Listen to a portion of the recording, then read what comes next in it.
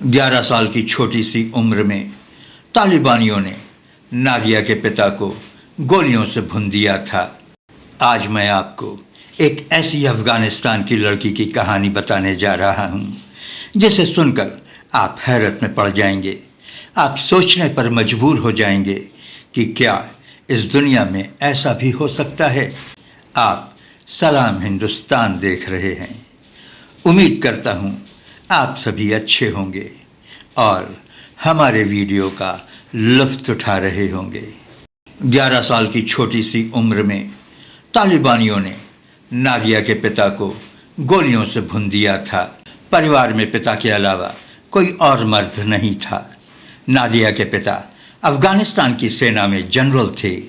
नादिया के परिवार में अब उसकी माँ और उसकी 4 बहनें रह गई थीं। तालिबान की हुकूमत में ये औरत जात अपने आप को कहाँ तक महफूज समझती।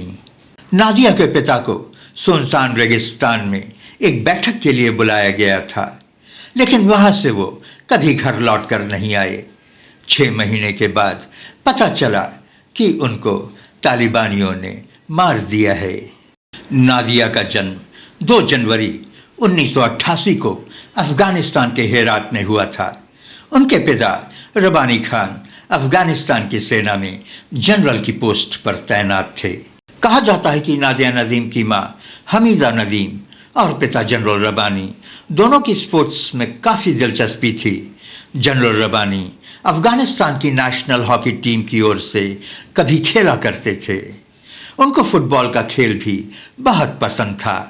1996 से 2001 के बीच, जिस समय बुरहानुद्दीन रब्बानी अफगानिस्तान के प्रेसिडेंट थे, प्रेसिडेंट का ज्यादातर काम जनरल रब्बानी ही देखा करते थे। इसी वजह से जनरल रब्बानी तालिबानियों की नजर में खटकते थे। एक दिन उन्होंने जनरल रब्बानी को एक मीटिंग में बुलाया, लेकिन रब्बानी फिर कभी नहीं लौटे। 6 महीने के बाद पता चला कि उनकी हत्या कर दी गई है। जनरल रब्बानी के न लौटने पर और ये पता लगने पर कि उनकी हत्या कर दी गई है, तो नादिया अपनी माँ और अपनी 4 बहनों के साथ काबुल छोड़ने का प्रोग्राम बनाती है। नादिया के माँ ने अपनी सारी संपत्ति बेचने की सोची। उन्होंने गरीबी का हवाला देते हुए चुपचाप एक एक कर सारी संपत्ति बेचनी शुरू कर दी। सारी संपत्ति बेचने के बाद नादिया की माँ हमीदा ने एक मिनी वैन किया और अपने सभी बच्चों के साथ पाकिस्तान की ओर निकल पड़ी। नादिया बताती है कि पाकिस्तान कराची पहुंचने पर उन्हें वहां कुछ दिन रुकना पड़ा। उसने बताया कि लंदन में उसके कुछ रिश्तेदार रहते थे, इसलिए उन लोगों का प्रोग्राम लंदन जाने का था। एक मोटी मोटी मूछों वाला शख्स उनकी सहायता कर रहा था। एक दिन वो शख्स 4 पासपोर्ट लेकर आता है। 4 पासपोर्ट पर सिर्फ 4 लोग ही जा सकते थे, यानी कि नादिया को पाकिस्तान में ही रुकना पड़ता। लेकिन इसके लिए नादिया की माँ हमीदा तैयार नहीं हुई और ऐसा करने से उसने साफ मना कर दिया। लगभग 1 महीने के बाद 6 पासपोर्ट का इंतजाम हो पाया था। नादिया ने बताया कि पासपोर्ट के अरेंज हो जाने पर उन लोगों ने प्लेन पकड़ा और कराची से इटली के मिलान पहुंचे। मिलान से एक पुरानी टूटी फूटी कार पर बैठकर पूरा परिवार एक ट्रक तक पहुंचता है। ट्रक में बहुत अंधेरा था, लेकिन और कोई रास्ता भी नहीं था। ट्रक के अंदर की जिंदगी कठिन थी। ट्रक के इंजन की जोर जोर की आवाजें, ऊपर से ट्रक को ढांकने वाली तालपत्री के फड़फड़ाने की आवाज। लेकिन लंदन तो किसी तरह पहुंचना था, पर अफसोस ऐसा हुआ नहीं।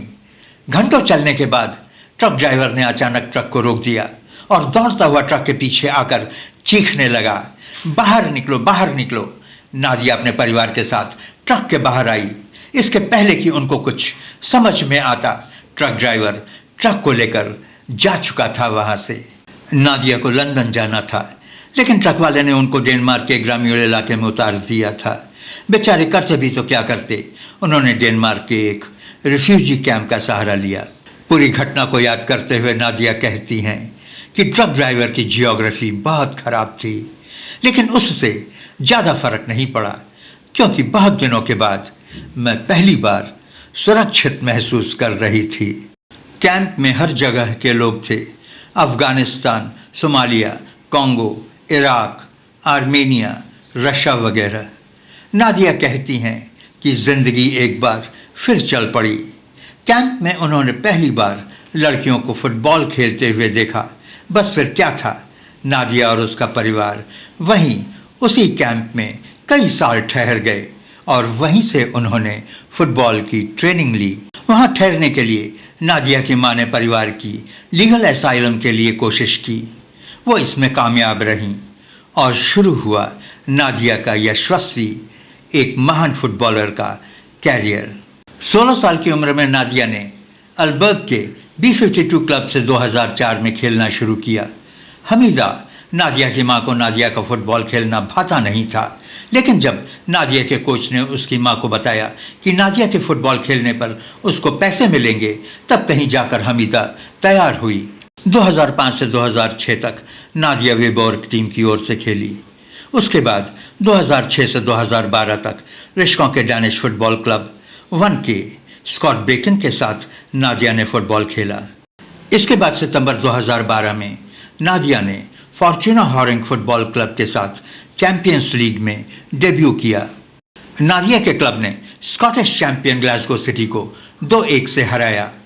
दोनों गोल नादिया ने ही मारे थे। 2006 में जब नादिया 18 साल की हुई तो फीफा ने एलिजिबिलिटी रूल्स के तहत नादिया को डेनमार्क की तरफ से खेलने पर रोक लगा दी थी। फीफा एलिजिबिलिटी रूल्स के हिसाब से कोई भी प्लेयर जो 5 साल तक डेनमार्क निवासी नहीं रहा है, वह उसकी इंटरनेशनल टीम की ओर से नहीं खेल सकता है। डैनिश फुटबॉल एसोसिएशन को फीफा की यह बात रास नहीं आई और इस कानून को चुनौती दी। बाद में फीफा के लीगल विभाग ने एक अपवाद के तौर पर नादिया को खेलने का मौका दिया और 2009 से अब तक नादिया डैनिश नेशनल टीम के लिए 99 मैच खेल चुकी है। नादिया फॉर्चूनर क्लब के साथ रहीं, पोर्टलैंड थॉर्न्स के साथ खेला। नादिया आगे बढ़ती गईं और NWSL चैंपियनशिप में सीजन की टॉप स्कोरर रहीं। 2017 में टीम की दूसरी टॉप स्कोरर रहीं और 37 गोल्स को ठोंककर अपना परचम लहराया। 2019-20 में नादिया के कैरियर का ग्राफ ऊंचाइयों को छूने लगा। 2019 में नादिया टीम की वाइस कैप्टन भी बनी। नादिया यहीं नहीं रुकी, उन्होंने डेनमार्क यूनिवर्सिटी से मेडिसिन की पढ़ाई की और आज की डेट में वो इतनी बड़ी फुटबॉलर के साथ ही साथ 5 साल के मेडिकल कोर्स को करके डॉक्टर भी बन चुकी हैं। नादिया कहती हैं कि वो लोगों की मदद करना चाहती थीं। वो कहती हैं कि मुझे फुटबॉल पसंद है। फुटबॉल खेलने के लिए मुझे भले ही पैसे मिलते हों, पर वो मेरा पेशा नहीं है। फुटबॉल मेरा जुनून है। मैं फुटबॉल बिना पैसे के भी खेल सकती हूँ। आज डॉक्टर की हैसियत से मैं लोगों की मदद कर सकती हूँ। मुझे अस्पताल में रहना पसंद है। कंधों पर जिम्मेदारी का दबाव मुझे पसंद है। मैदान से हटकर नादिया नदीम अफगानिस्तान की महिलाओं के हक के लिए काफ़ी कुछ कर रही हैं। उन्होंने इसके लिए लाखों रुपए जुटाने में मदद की है। 5 जुलाई 2019 को यूनेस्को के महानिदेशक आद्रिया जोले ने डैनिश फुटबॉलर नादिया को लड़कियों और महिलाओं की शिक्षा के लिए यूनेस्को चैंपियन नॉमिनेट किया है।